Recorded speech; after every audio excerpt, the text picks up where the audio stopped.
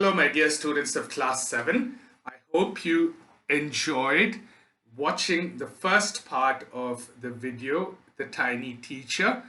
And in case you have any doubts with regard to the first part of the video, please bring it to my attention so that I can go ahead and explain further to you. You can go ahead and type in those messages on WhatsApp and let me know if you have any doubts so that I can explain further to you. All right, so today's session, we're going to be doing the second part of the lesson. In this video, we will cover the second part of the lesson, The Tiny Teacher. And without further ado, let's go ahead and begin. There is a bunch of questions, or there is a few sentences before the second part of the lesson begins. Let's go ahead and discuss that first. It is in pink on your textbooks. All right, the queen ant has a pair of wings which she casts off before she begins to lay eggs. Casts off meaning takes off. All right, so cast off meaning take away before she begins to lay eggs. Eggs hatch and become grubs. Grubs change into cocoons, and cocoons break to bring forth complete ants. The Life of an Ordinary Ant in an Anthill is a book which many of us seldom open. All right, so how an ant lives in an anthill, you can write a book about it. All right, because of the various things that it has and it can do inside an anthill. And this book is not open to many people. It's seldom open, meaning not many people really care about opening this book and trying to find out much about ants, only because they're tiny creatures, don't you think? All right, let's go ahead and read the second part. Now, while I'm reading it, I want you to also follow by keeping a copy of your textbook with you and make notes of the points as and when it is discussed or explained to you. All right, so let's read. The queen is the mother of the entire population of the colony, meaning that it takes care of everything. Like I explained in the previous video, there's a queen bee, and in the anthill as well, there is a queen ant, and she is the mother of the entire population of the colony. It lives for about 15 years, all right? So the small little tiny queen ant, it lives for about 15 years. It has a pair of wings. So you see some ants which have a pair of wings, you will know immediately that it is the queen ant. All right, so these pair of wings, she bites them off after its wedding flight.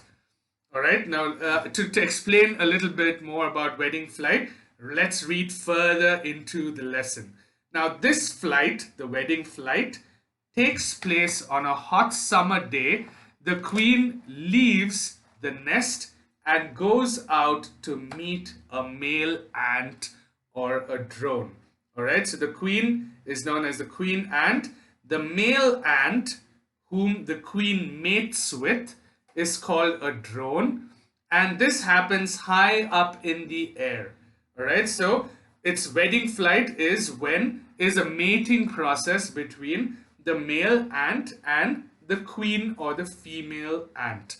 Okay, and they have wings, and the reason a male ant is called a drone was because of, think of a drone in today's world. How does a drone fly? You control it and it flies from here to there and it goes about wherever it feels like. So this ant also probably will have wings, and they both go up high in the air and they mate, and on its return to earth, it gets rid of its wings and does nothing but lay eggs. All right, so the queen goes on a hot summer's day out into the air, high up in the air, and has its wedding flight, meaning it gets married and it mates with another male ant called a drone. And when it comes back, it takes off his wings, it gets rid of his wings and does nothing but just lay eggs. All right, let's read on. Each hatch eggs hatch and grubs come out. All right, we learned in the first part that grubs are small little baby ants. All right, so once these eggs hatch, grubs come out. The soldiers guard them, workers feed and clean them, and also carry them about for daily airing, exercise, and sunshine. All right, so just remember that ants live in an anthill, which is a closed which is closed, which is not generally open, and not much sunlight falls in through them. So what these worker ants do to these small little grubs when they hatch is they clean them, they carry them about for daily airing. They need some amount of air, exercise, and sunshine. So the worker ants take these small little grubs and go outside and help them get some air, exercise, and sunshine. All right. 2 or 3 weeks later, grubs become cocoons and lie without food or activity for 3 weeks more. All right. So once the grubs, they become cocoons. So after a period of time when the eggs hatch, okay, so what happens is the queen ant lays the eggs. The eggs hatch and grubs are formed. Now grubs, what happened to these grubs is they are helped by the worker ants by giving them food, taking them out, giving them sunshine, exercise, and all these things put together. And after some time, the grubs, just like how a caterpillar goes into a cocoon and becomes a butterfly, these tiny little grubs also go into a cocoon and they lie without food or activity for 3 weeks more. Okay, then what happens? Then the cocoons break and perfect ants appear. All right, so this is the process when they grow up from a baby to a complete adult ant. Okay, so when the cocoon breaks, they become perfect ants, and now it's time for teaching and training. New ants learn their duties from old ants as workers, soldiers, builders, cleaners, etc. Now, after a few weeks of training, the small ants are ready to go out into the big world of work. All right, just like how you go to school and prepare yourself. All right, you come to school, you be part of classes, you get an education, and then you move out from school, you go to college, and from college you go and do your further studies if need be, and then you join a company as an intern, meaning that you go and intern over there, you go ahead and help them out, learn the job, and then finally get employed into the job and are able to face the big world. That is exactly how the lives of a grub or a baby ant is. All right, so once it breaks the cocoons and perfect ants form, they get taught and trained by soldiers and workers again. They learn their duties from older ants who are workers, soldiers, builders, cleaners, etc. And after a few weeks of getting trained, they are ready to go out into the big world. All right. An anthill is home not only for ants but also for some other creatures. All right, so they're explaining or describing how an anthill or how the colony inside an anthill is. All right, so they are home for other creatures as well. These creatures are beetles, lesser breed of ants, and green flies. So the two breeds that we studied about are the red kind and the black kind of ants. Okay, but there are lesser breeds. There are smaller types of ants who are not as prominent as the other red and black ants. So these ants also manage to come into the anthill and live along with the ants. And also another creature called the green fly. Okay, the green fly, I will show you a picture of it on WhatsApp. I'm not able to send you a picture. I'm not able to show you a picture here, but a green fly, a picture of it will be sent to you on your WhatsApp group so that you can see how a green fly looks like. All right. Now, why do ants want these alien creatures to live in their nests? You might ask. Well, for several reasons. Some give off smell that is pleasant to ants' senses. All right, the ants let these other creatures like beetles, greenfly, and other lesser breed of ants live in their same colony, in their same nest, in their same anthill.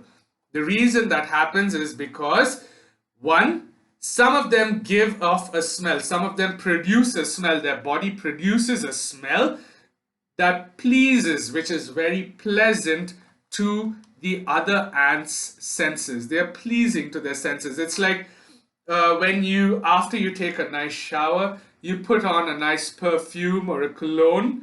You know, you feel good about yourself, that you're nice and clean and you're smelling good. It's exactly why these ants have the other creatures as well. Because one, they let off a scent which is pleasing or which is good, which the ants in the other ants in the colony feel good about. Okay, the other creatures give sweet juices, and some are just pets or playthings like cats and dogs to human beings. Oh gosh. All right, so some of the ants, they give out a sweet smell. Some give out sweet juices that the ants use. If the other creatures come into the anthill, they give them sweet juices. Just think the ant does not have to go out and look for food. Okay, so if it's getting free sweet juices from the other insects, why not let them in as long as they are not harmful? All right, so that's why they let them in. And some of the other creatures that go into these ant hills are just pets or playthings like cats and dogs to human beings. All right, so just like how we have cats and dogs, or fish, or say another one is like lovebirds or pigeons. All right, so just like how we have pets such as these tiny ants who live in the ant hills also allow other creatures in so that they can play with them like how we play with cats and dogs. All right, wonderful, don't you think? All right, let's move on. The green fly is the ant's cow. All right, so that's the reason I told you I'm going to send you a picture of the green fly. All right, because it's an important creature or an insect that lives along with the ants in its ant hill. All right, the green fly is the ant's cow. Just like how we have the cow, the ants also have a cow. It's called the green fly. All right, the ants train it to give honeydew. Honeydew is something like milk. All right, so with the touch of the ant's antennae, they milk it just like we milk the cow. So the ants go ahead and use their antennae, which they use first for communication, and then they use this to suck out honeydew from an insect called a green fly. And this green fly acts like the ant's cow, just like how we get milk from a cow. How cool is that? All right, let's read on. Have humans learned as much as ants have? Do you think so? All right, they being such tiny, weeny creatures, they are able to do so much. They're able to build their own anthills. They're able to like go outside. They're able to take care of their own. They're able to get sweet-smelling insects coming and living with them. Some of them give them milk, like honeydew. Have we learned as much as ants have? Can you actually think of that? You know, we are the most intelligent species or beings on this planet. Okay, but just think about this tiny little creature, this ant, and how much it can do, just being so tiny or little. All right, then just imagine you being the most intelligent creature on this planet, how much more you should be able to do as a human being. Just think of that. All right, and always keep this in mind. All right, so perhaps they have, but they haven't put their learning to good use. All right, like how when we learn something, we put it to good use. If we learn something good, we always use that as a best practice so that it can be beneficial to us and everybody else can also benefit by looking and learning from us. All right, they may still learn a few things from this tiny teacher, which is hard work, sense of duty and discipline, cleanliness, care for the young ones, and above all, a firm loyalty to the land where you live. All right, so you should, just like how the ants have all these qualities within them. The first one is a firm loyalty to the land where you live. We recently celebrated Independence Day. All right, so we all should be strong and firm to this land that we live in, just like how the ants are loyal to their tiny little colony that they live in. Okay, this is something that we can learn from this tiny teacher, the ant. All right, we can also learn how to care for our young ones. All right, you can see how they well take care of their grubs. The worker ants give them food and they carry them out for sunshine and air, and they do many things. All right, so they take care of their young ones. Similarly, when we have people who are younger to us, try not to boss over them. Always try to be kind and loving and show them what you are about. You are a good, loving person, and tell these little ones whom you deal with and interact with how loving and kind the world can be. All right, that is the kind of personality that you need to have. All right, what we also learn from these tiny teachers are cleanliness, discipline, sense of duty, and hard work. All right, so there are a lot more qualities in these tiny little ants. These tiny little ants possess a lot more quality that we can actually dream of or imagine. Okay, but they have all these wonderful qualities in them. Studies and research has been done on these tiny little creatures, which is why we are learning about this tiny teacher in our lessons today. All right, well, I hope you enjoyed this video. Thank you for watching and have a nice day, everybody.